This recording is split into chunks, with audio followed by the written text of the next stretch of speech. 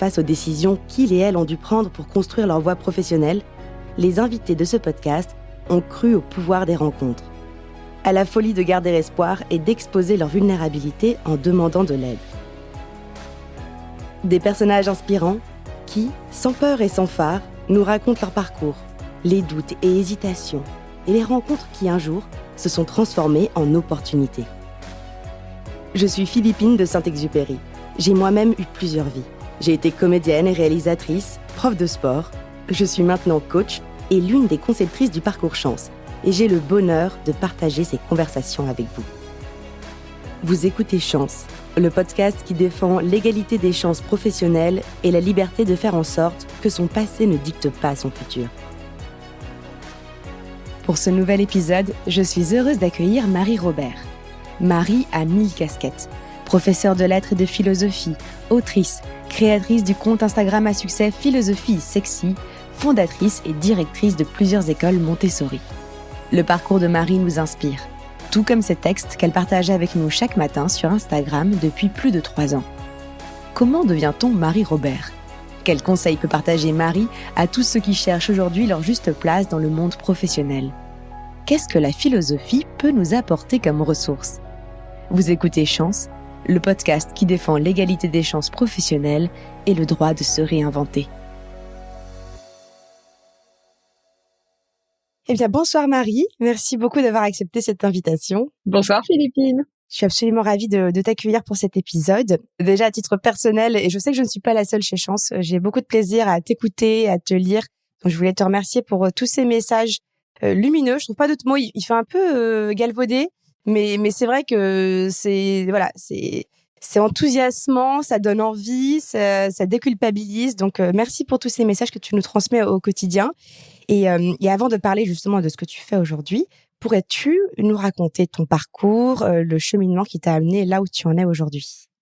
Avec un immense plaisir. Alors moi, ça va paraître peut-être un peu cliché, mais c'est tout à fait sincère. Je crois que d'aussi loin que je m'en souvienne, j'ai toujours voulu être professeur. C'est-à-dire que je crois que j'avais à peu près 4 ans et je voulais déjà être prof. Donc ça a toujours été une véritable vocation. Simplement, je savais pas du tout prof de quoi. Donc c'est arrivé en terminale où, alors c'est pas le cas de tous les élèves, hein, mais j'ai vraiment découvert la philosophie. J'ai eu ce moment d'évidence pour la matière. On était très tôt dans l'année, dès le mois de septembre, et je me suis dit, oh, mais incroyable, une matière où tu peux autant mettre les mains dans le cambouis de nos questionnements, de nos angoisses, de tout ce que nous sommes. Donc très vite, je me suis dit, je veux absolument être prof de philo. Et à partir de là, le parcours le parcours, disons, assez limpide, hein, c'est-à-dire j'ai passé mon bac, je suis tout de suite rentrée en fac de philo, j'ai pas fait de classe prépa, j'étais dans mon chemin, parce que je me disais, mais non, mais moi je veux faire de la philo, quoi, je veux rentrer dedans, quoi, je veux qu'on y soit, je veux être dans cette perspective-là. Et puis j'ai enchaîné tout mon parcours à la Sorbonne, jusqu'au moment où, suite logique, je me suis retrouvée prof, alors à la fac, d'abord. Puisque moi, j'avais pas passé les concours d'enseignement, je m'orientais plutôt pour la recherche et donc pour un projet de thèse. Et donc, je me suis retrouvée prof à la fac. Et là, formidable d'être prof à la fac. C'est prestigieux, c'est hyper impressionnant. Et puis, tu vois, c'était un peu le côté, et je crois que les auditeurs le comprendront tout à fait. Tout d'un coup, t'as tellement voulu être à un endroit et t'y es. La première fois où je suis rentrée dans un amphi, parce que je donnais des cours en TD et en amphi, mais c'était l'évidence absolue, quoi. J'étais là, genre, ouais, ça y est, c'est bon. Et j'ai absolument adoré. C'est-à-dire que vraiment, je me suis sentie complètement là, complètement pas du tout déçue, parce que parfois, quand on a un fantasme, on peut être un peu déçu. Là, c'était pas du tout le cas. J'étais vraiment en pleine présence. Simplement, au bout de 2 ans, de 3 ans, de 4 ans, tout d'un coup, je me suis dit, bon, ok, de quelle façon j'évolue sur ma pratique ? Et là, je dirais que ça a été le point de départ d'un questionnement. Je me suis dit, bon, bah voilà, j'aime ce que je fais, je sais que c'est ma place, mais il va peut-être falloir que je fasse autre chose pour garder cette même cette même vivacité, cette même intérêt. Moi, c'était pas une question comme on l'entend beaucoup aujourd'hui de trouver du sens. Le sens quand tu es face à des étudiants, tu l'as. Hein. Enfin, globalement, là, dans l'enseignement, le sens, tu l'as. Par contre, c'était, OK, j'ai le sens, mais comment je fais évoluer ma pratique? J'ai à peine 30 ans. Comment je vais faire pour renouveler mon métier? Donc moi, je dirais que le cheminement a été assez fluide jusqu'à ce point d'orgue. Et je ne dévoile pas encore la suite, mais jusqu'à ce point d'orgue où je me suis dit, bon, bah là, il va falloir que je me barre. Mmh. Quel sens du suspense. N'est-ce pas? C'est un métier. Et ensuite, le prochain épisode, c'est quoi? Alors, là arrive un questionnement qui, là, pour le coup, je pense que pour les auditeurs de Chance, c'est vraiment un point important. C'est-à-dire que entre le moment, et j'aurais adoré être accompagnée d'ailleurs, et donc justement, c'est à ce moment-là, au moment où j'étais dans cette crise, en fait, comme je le disais, pas cette crise de sens, mais cette crise plutôt de, OK, je sais que je dois partir de cet endroit, mais que faire ensuite? Et c'est là où je pense que c'est un moment qui va être important, enfin que les auditeurs de Chance comprennent parfaitement. C'est-à-dire, d'ailleurs, moi, j'aurais adoré être accompagnée à ce moment-là, parce que c'est le début d'un long questionnement. OK, je sais que j'ai plus la bonne place, mais quelle est la suivante? Et donc, c'est comme ça que, un peu du jour au lendemain, j'ai tout quitté, aussi bien d'ailleurs dans ma vie personnelle que dans ma vie professionnelle, sans avoir la moindre idée. On était au mois de juin, sans avoir la moindre idée du lieu où j'allais me retrouver l'année d'après. Et je me souviens encore d'un sentiment extrêmement paradoxal, à la fois un espèce de grand soulagement de l'avoir fait. Genre, OK, j'ai pas, je suis pas restée, en fait, je suis pas, comment dire, j'ai pas cédé à mon confort, à la sécurité, à l'habitude. Donc, un grand soulagement, une forme de fierté. Et en même temps, évidemment, la terreur, le vertige. Le vertige, il est multiple, hein. Il est financier, il est existentiel. Il est aussi de, bah, OK, j'ai quitté quelque chose, mais en fait, pourquoi, est-ce que j'ai fait le bon choix? Est-ce que je risque pas de regretter? Donc là, en fait, sentiment, effectivement, paradoxal, c'est-à-dire, à la fois, le soulagement, comme je l'évoquais, mais en même temps, le vertige aussi. Et le vertige à plusieurs niveaux. À la fois le vertige financier, parce qu'il y a quand même une réalité très pragmatico-pragmatique de se dire, OK, comment je vais gagner ma vie, littéralement. Le vertige existentiel de comment redéfinir mon identité. Est-ce qu'en fait, je me suis plantée sur ma vocation de prof? Est-ce que, au contraire, c'est juste la faire vivre autrement? Et puis, le vertige de toujours quand on prend une décision, c'est-à-dire on sait ce qu'on quitte, mais on ne sait pas ce qu'on retrouve. Donc, quel est le bon chemin? Donc, vraiment, j'étais prise d'un grand, grand vertige.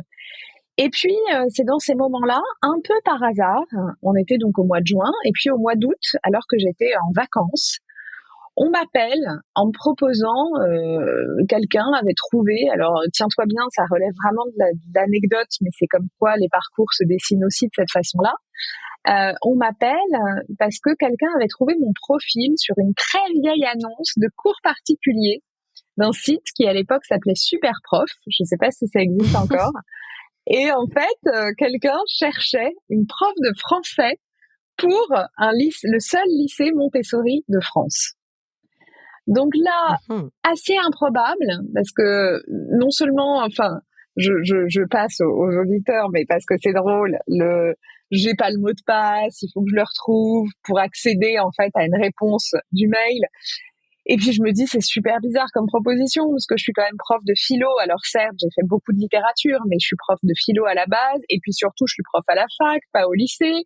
Et de surcroît, et ça c'est peut-être la cerise sur le gâteau de notre affaire, et de surcroît, c'est dans le 78, je vis à Paris et je n'ai pas le permis. Et je regarde le trajet, et là je me dis, ah quand même, je mets au moins 1h15 pour y aller. Donc vraiment, tout était, en fait, j'aurais dû dire non. Et pour autant, pour une raison qui encore aujourd'hui m'échappe, j'ai dit oui.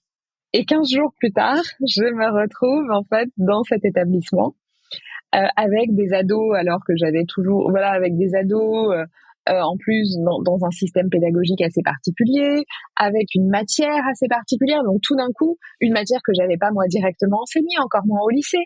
Donc tout d'un coup, c'est l'ultime découverte parce qu'il faut complètement se réinventer.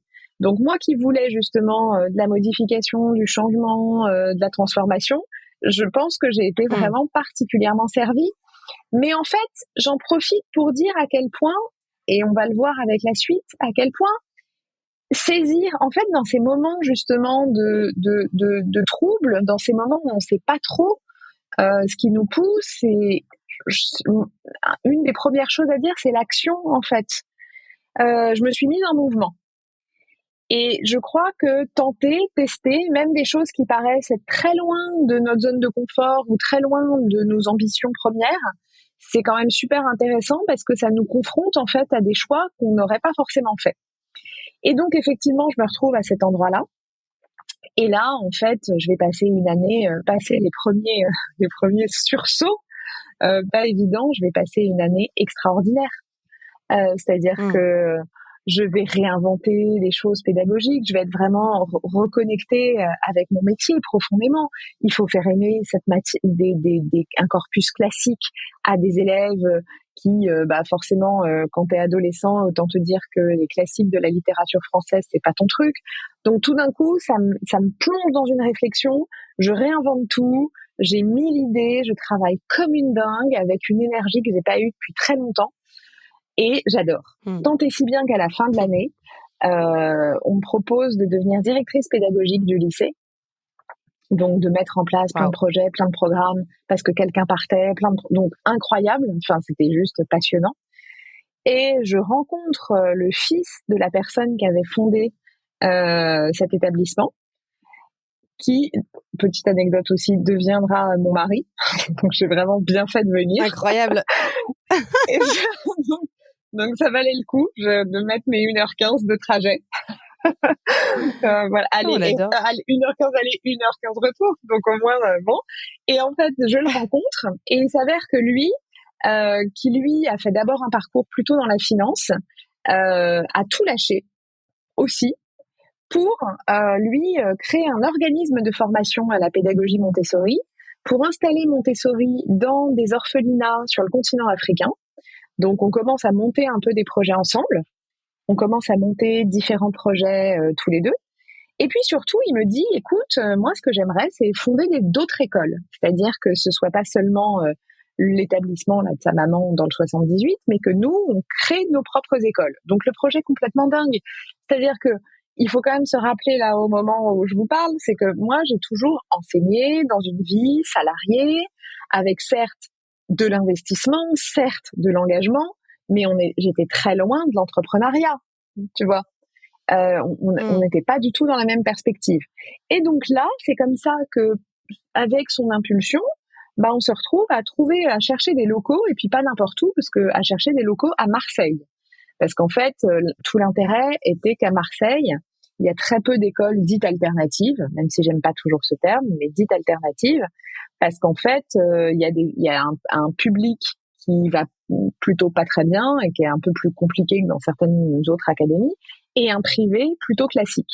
Et entre les deux, pas grand-chose. Donc c'était hyper intéressant de le faire à Marseille, sauf qu'on n'était pas marseillais ni l'un ni l'autre, sauf que ouvrir une école, créer une école, ça veut dire trouver des locaux, ça veut dire financer tes locaux, ça veut dire financer tes travaux, ça veut dire recruter une équipe, ça veut dire trouver des clients. Alors certes, des parents, enfin des enfants qui vont venir dans l'école, mais ça veut dire vraiment complètement monter un projet de A à Z. Donc, je pense qu'on mesurait pas exactement ce que ça signifiait. Et c'est comme ça qu'on s'est jeté dans l'aventure. Tant mieux, heureusement d'ailleurs qu'on le mesurait pas. Et ça aussi, c'est peut-être la deuxième chose, tu vois. La première chose, je disais, faut se mettre dans l'action, dans le mouvement. La deuxième chose, c'est que on a beau prévoir tous les business plans du monde, on a beau essayer de tout baliser, la vie, en fait, fait que dans tout projet, quel qu'il soit d'ailleurs, il y a toujours de l'imprévu. Et ce qui est fascinant, c'est comment on y fait face et comment justement l'action, le mouvement, une part certes d'inconscience, mais surtout une part de conviction nous aide à tout traverser, à traverser toutes les tempêtes, quoi. Et donc, c'est comme ça qu'on a ouvert notre première école à Marseille il y a 7 ans, en peignant les 300 mètres carrés parce qu'on n'avait pas du tout de budget. Encore aujourd'hui, d'ailleurs, on se paye pas du tout sur les écoles. On fait des activités à côté l'un et l'autre, mais on n'avait pas du tout le budget. Donc, en peignant les 300 mètres carrés tout seul, moi, je me suis retrouvée dans des postures de devoir recruter des gens alors que jamais de ma vie, et à vraiment essayer de faire au mieux. Enfin, j'ai appris énormément, énormément, énormément. Donc, formidable. Et aujourd'hui, 7 ans après, notre école de Marseille va super bien. On a ouvert notre première crèche. On va donc de la crèche jusqu'au collège, avec donc 4 classes dans l'école, plus une classe de collège, plus une crèche. On a ouvert une école à Paris, dans le 16e, il y a 4 ans, à Clichy, il y a 2 ans, et dans le 15e, Paris 15, il y a 1 an. Donc, on a vraiment, vraiment un groupe aujourd'hui éducatif. Et le point qui a été génial après, c'est de constituer justement ce groupe. C'est de rencontrer des partenaires, en fait, de travail qui te font grandir, qui te font évoluer. Donc ça, c'est une partie. Et puis moi, en parallèle, j'ai continué à aborder la philo un peu autrement, en trouvant d'autres canaux de transmission. Donc le podcast, le livre, enfin d'abord les livres. Aujourd'hui, j'en suis à mon 6e. Enfin, je suis en train de faire le synopsis de mon 6e. J'en ai publié 5. Le podcast, et puis des conférences et des choses de ce genre.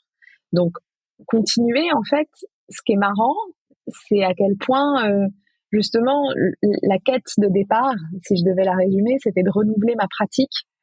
Et en fait, j'ai pu vraiment à chaque fois trouver des espaces pour voilà, l'interroger, garder le même goût, la même saveur, en fait, une espèce de réinvention permanente. Et c'est ça qui m'excite. Et aujourd'hui, j'ai 37 ans, je suis très bien à l'endroit où je suis, mais je sais que cette envie de se réinventer, il faut que tout change pour que rien ne change, en fait.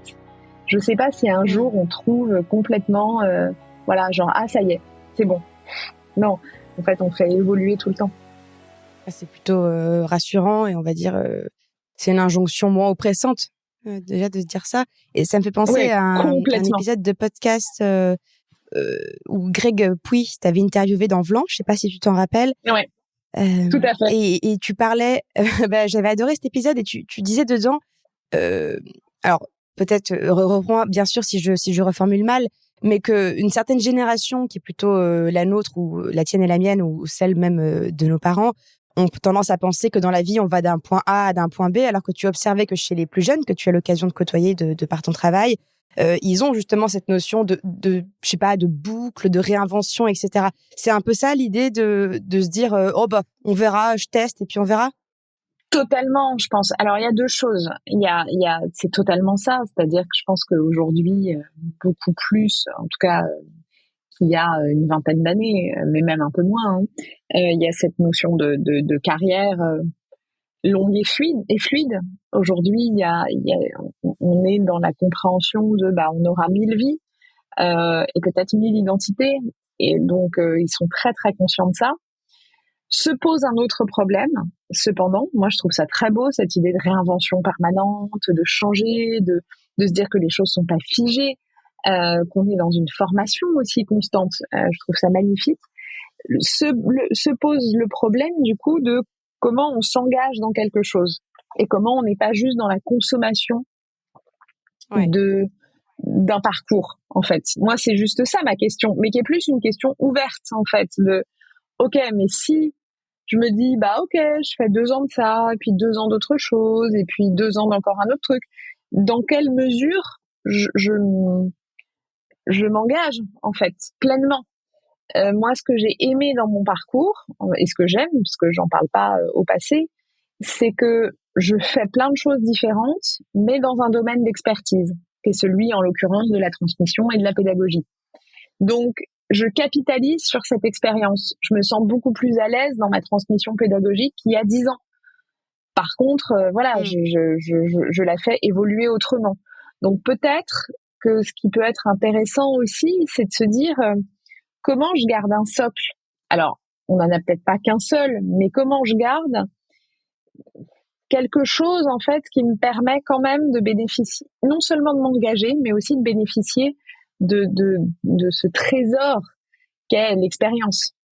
Oui, donc si je reformule, là j'ai la chance d'être interviewée depuis la campagne et donc devant moi j'ai une très jolie vue. Alors donc je me laisse inspirer par ça. Je me dis, est-ce que ce serait pas l'idée de se dire que plutôt que d'avoir le sentiment de papillonner de projet en projet, il y a quand même un tronc commun, et si c'est pas un tronc commun comme tu dis, parce qu'on n'est pas tous obligés d'avoir un seul socle, peut-être au moins une forêt ou un espèce de bosquet un petit peu qui a du sens, où tout ça finalement vient se nourrir au fur et à mesure des expériences, et à chaque fois on s'investit pleinement en pouvant capitaliser sur le passé, et pas juste se dire oh bon on verra, je rebondis sans y accorder plus d'importance. Il y a quelque chose comme ça? Totalement. C'est exactement ça. C'est-à-dire que quels que soient nos comment dire, les espaces, quelles que soient nos pratiques, quel que soit ce qu'on fait, conserver tout de même cette idée de cohérence, en fait. Parce que j'aurais peur sinon de tomber dans une forme de frustration, en fait, de se dire justement, comme tu le décris, je papillonne. Je suis pas en train de construire, je suis pas en train de bâtir, je papillonne. Et je pense que l'idée de construire, c'est quelque chose de très nourrissant. Et encore une fois, ça veut pas dire que c'est figé, ça veut pas dire qu'on doit rester au même endroit, mais construire un petit bosquet, c'est hyper nourrissant. Et en même temps, là où je suis un peu perplexe, j'avais préparé une question, mais à laquelle tu as quelque part un peu répondu, et en même temps, ça crée une nouvelle question en moi.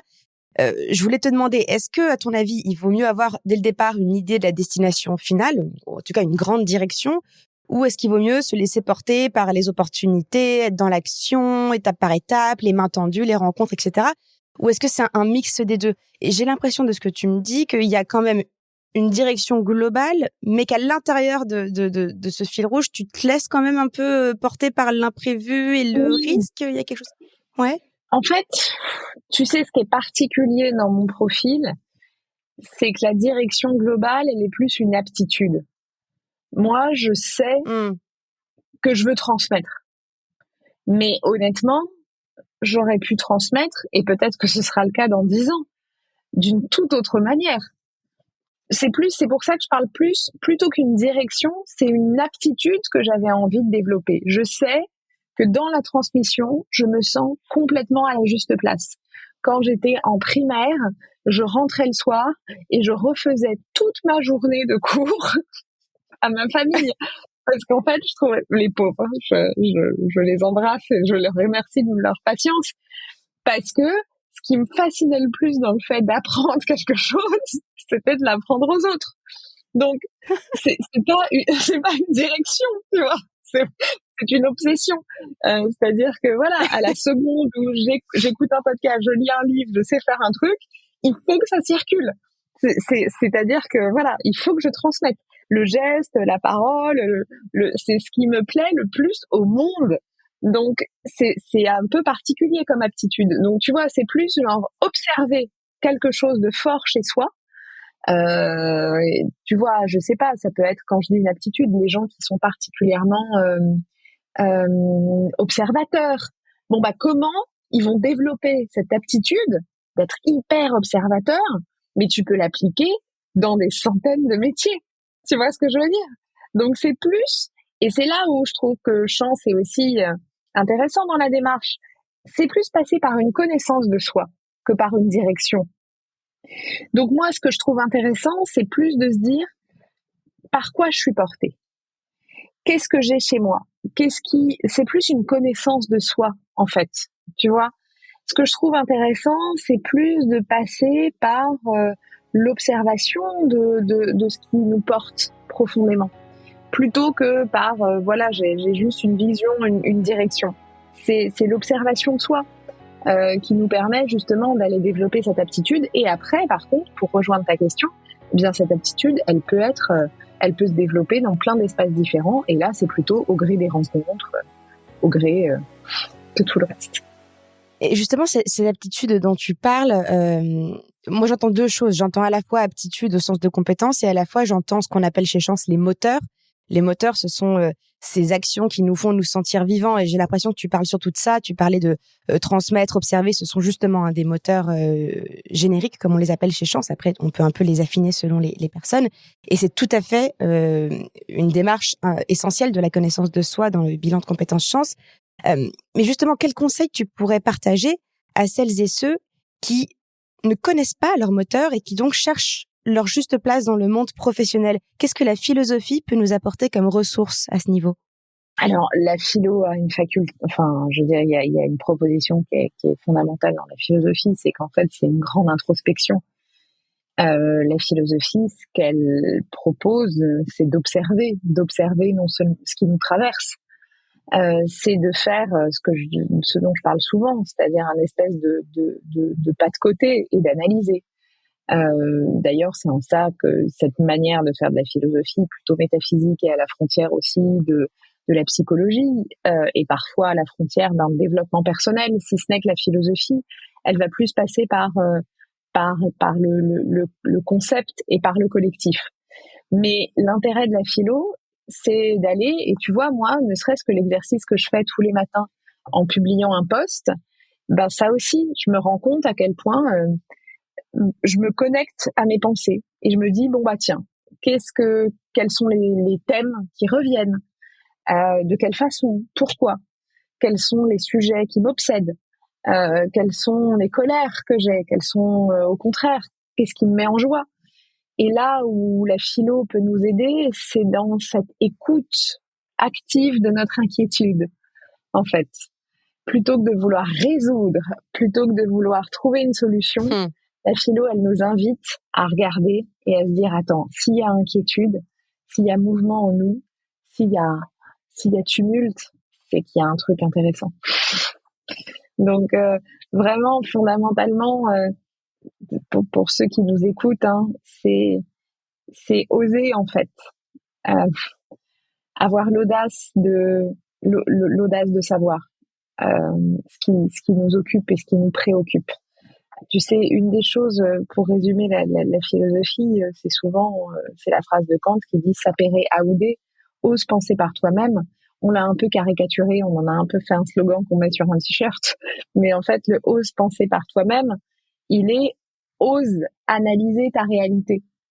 Et en fait, on se rend bien compte, qu'est-ce qu'on trouve insupportable, qu'est-ce qu'on trouve inconfortable, qu'est-ce qui, à l'inverse, nous nourrit. On a tous des journées où on sait très bien ce qui nous a nourris ou pas. Si t'es hyper flippé, que t'as pas du tout de capacité à, je sais pas, tu vois, à faire face à l'imprévu, si t'as besoin de quelque chose de très cadré, bah ne fais pas d'entrepreneuriat. Je caricature un peu, mais je veux dire, observons ce qui nous traverse et la manière dont voilà, quels sont nos sujets d'inquiétude et qu'est-ce qui nous nourrit. Et justement, en parlant d'entrepreneuriat, qu'est-ce que tu recommanderais aux gens qui ont peur de se lancer? Est-ce que ce serait comme toi de finalement faire exprès de ne pas tout mesurer pour te jeter, comme tu disais, et d'être dans l'action? Mais est-ce qu'il y a d'autres choses également? Bien sûr, je caricature un petit peu, hein, mais...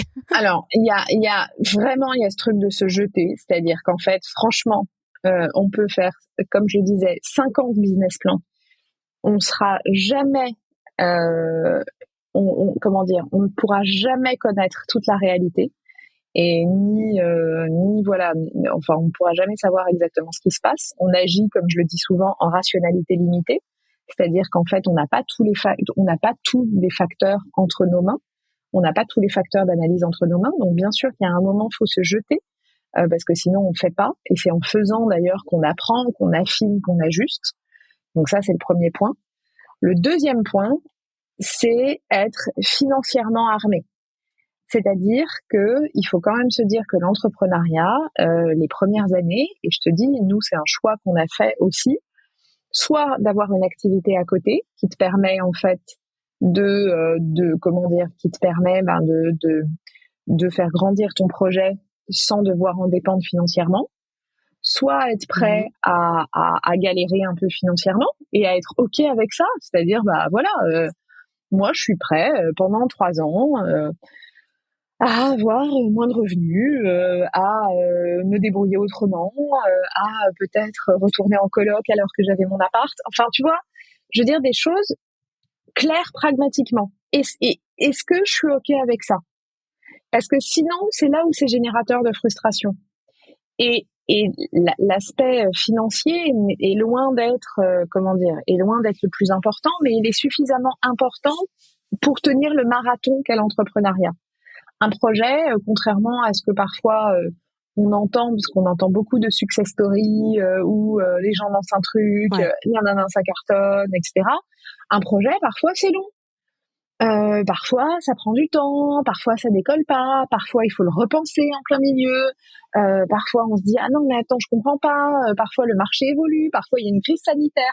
Enfin, je veux dire, il faut être armé pour se dire il peut se passer des choses et il peut du coup ma sécurité et au fond l'argent a une valeur pragmatique mais a une valeur aussi symbolique hein, qui est qui est la valeur de la sécurité. Est-ce que je suis OK et voilà de quoi comment je peux m'organiser pour que ce soit un sujet qui ne soit pas central. Donc se lancer, se jeter parce qu'il y a un moment faut y aller quoi. Et puis c'est en y allant que tu rencontres des gens que tu apprends et être un peu OK dans sa tête sur le point de vue financier.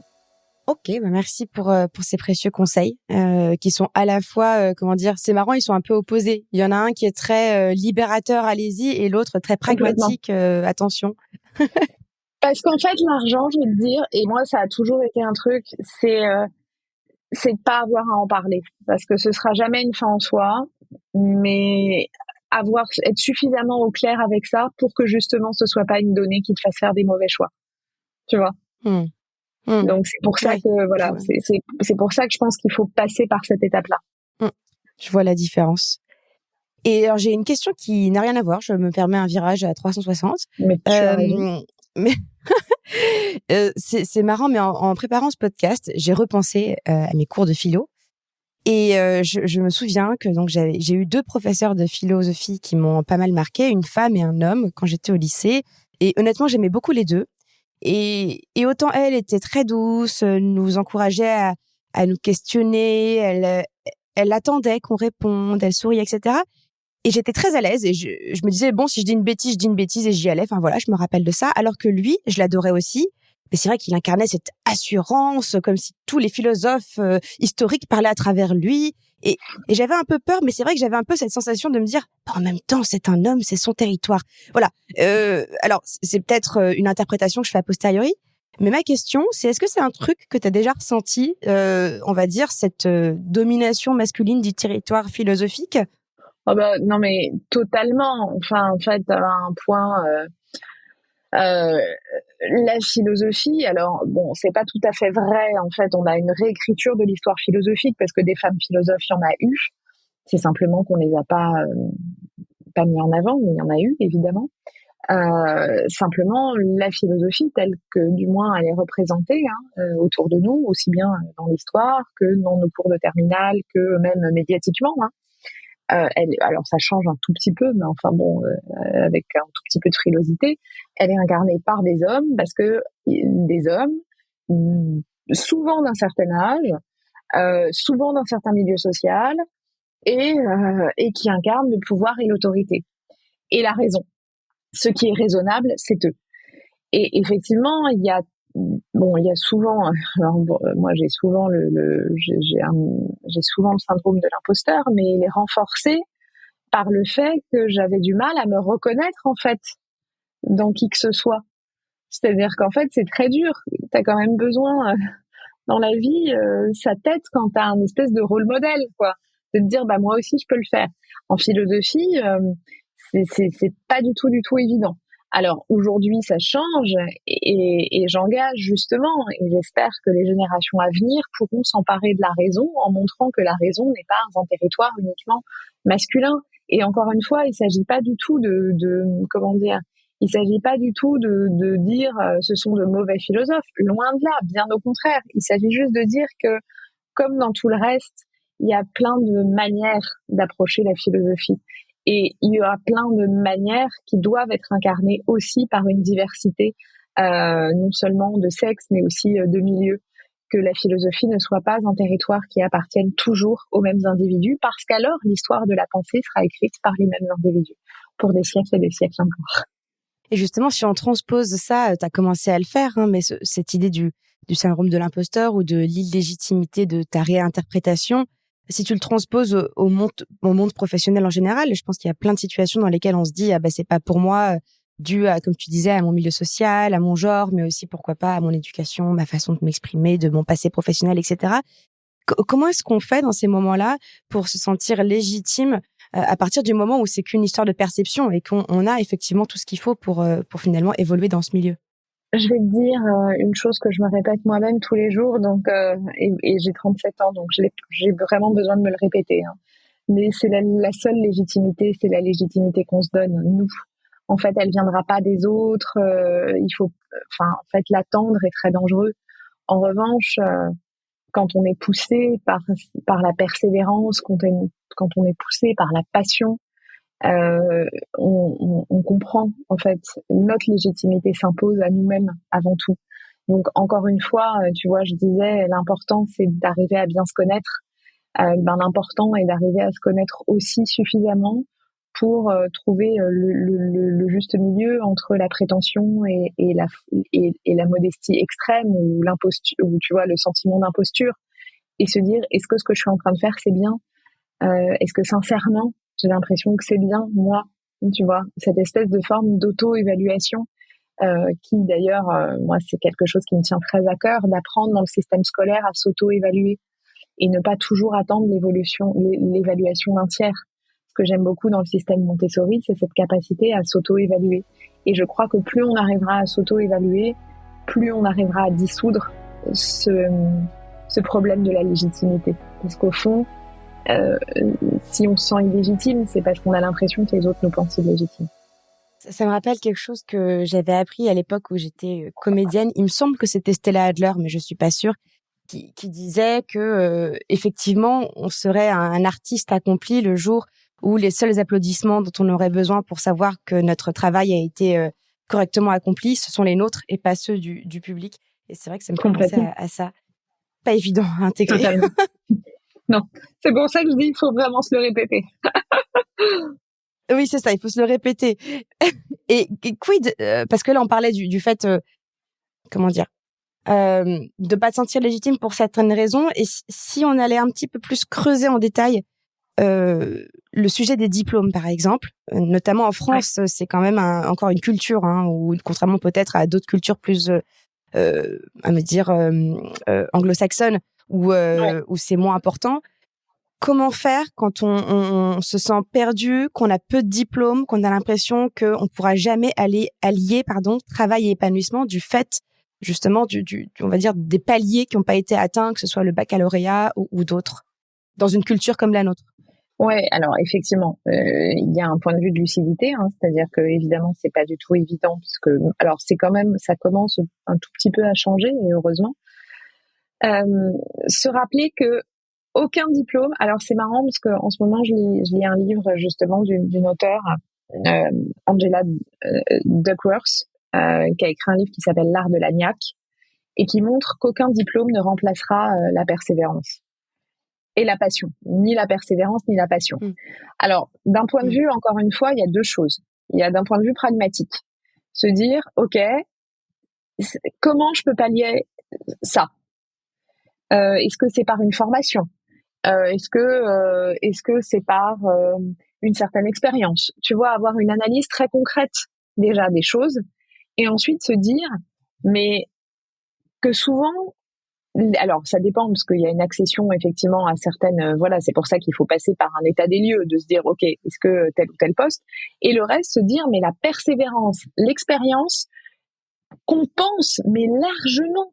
C'est-à-dire que combien de gens, et alors là je parle en connaissance de cause, parce que moi je peux te dire qu'en ayant fait de la philo, on a un fort niveau intellectuel et on a des diplômes, mais alors combien de gens, je me souviendrai toute ma vie d'un copain à moi qui après sa thèse n'a pas trouvé de boulot en philo, ne trouvait pas de boulot là-dedans, et qui voulait être vendeur au rayon cycle chez Decathlon, et qui avait fait que des boulots dans la recherche et était certes très diplômé, mais n'avait aucune expérience. Et il était complètement à la ramasse. Donc en fait, se dire par quoi je peux compenser ça? Et il y a 1000 manières de le compenser. Donc tu disais les formations, la persévérance, la passion. Exactement, l'expérience, le culot d'aller contacter telle ou telle personne, tu vois, le monter des projets justement, tu vois, pas de diplôme, mais regardez ce que j'ai fait, regardez mes projets, tu vois, regardez ce que j'ai réussi à mettre sur pied. Donc il y a vraiment d'autres façons. Et puisqu'on parle de tout ça justement, d'être dans l'action, le projet, depuis le début c'est quelque chose qui revient pas mal, l'action. Je pense à une question qu'une jeune fille m'a posée lors d'une conférence que je donnais pour Chance, justement, sur l'orientation professionnelle. Et elle me disait, mais quid des gens comme moi, disait-elle, hyperactifs, qui ont plein d'envie, qui font plein de choses, qui saisissent les opportunités, on est tout le temps dans l'action, mais justement peut-être un peu trop le nez dans le guidon. C'est quoi le juste milieu entre réflexion et action ? Bah c'est une phrase que je répète beaucoup, hein, c'est penser sa vie, vivre sa pensée. C'est-à-dire, c'est ce va-et-vient permanent entre les deux. Si, comme je le disais précédemment dans l'épisode, il n'y a pas de mouvement de recul, il n'y a pas des espèces de petits check-up réguliers, effectivement, on va droit dans le mur. À l'inverse, s'il y a que de la réflexion, mais que on met jamais rien sur pied, on va pas aller très loin. Donc, c'est régulièrement se reconnecter à, OK, attends, juste 3 secondes, mouvement de recul. Est-ce que je suis bien là où je suis? Est-ce que je suis OK avec ce que je suis en train de faire? Est-ce que ça me semble cohérent? Est-ce que je suis nourrie? Merci beaucoup, Marie, pour ton partage. Merci à toi. Merci d'avoir écouté Chance, le podcast qui défend l'égalité des chances professionnelles et la liberté de faire en sorte que son passé ne dicte pas son futur. Vous pouvez retrouver nos épisodes sur toutes les plateformes de podcast. Et si ce témoignage vous a plu, vous pouvez laisser des étoiles, m'écrire des commentaires et n'hésitez pas à en parler autour de vous. À bientôt.